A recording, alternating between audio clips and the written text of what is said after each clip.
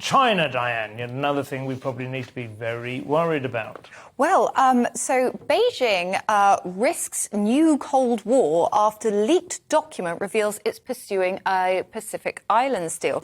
So Wang Yi, the Chinese foreign minister, is doing a tour of the Pacific Islands and trying to arrange this sort of lateral agreement with these Pacific Islands and with China, because I think that China is secretly building like its own version of NATO.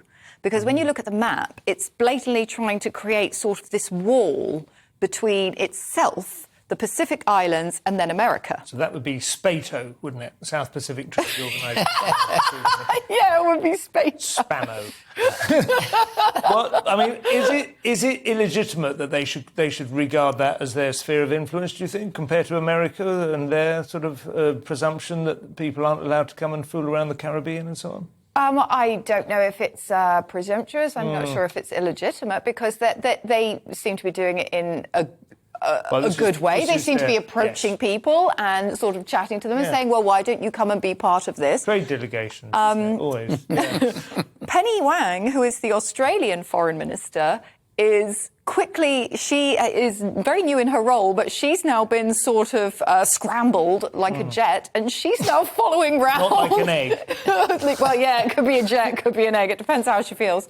And it's a bit like wacky races. They're both sort of going around these like islands. These islands don't have any loyalty to Australia, though. They're not sort of territorial possessions at all. They're kind of closer to Australia, but they're not territorial possessions. No. But they are closer, and there's obviously around sort of the Indo-Pacific region, there's a lot of cross cultures. Everybody comes to different places. Everybody's got already existing agreements. I seem to remember seeing a question on University Challenge earlier this year, in which various parts of this area, you had to say which European power still essentially had like Commonwealth or whatever. So there were quite a few that were French, quite a few that were Dutch, quite a few that were English. Say it under your breath.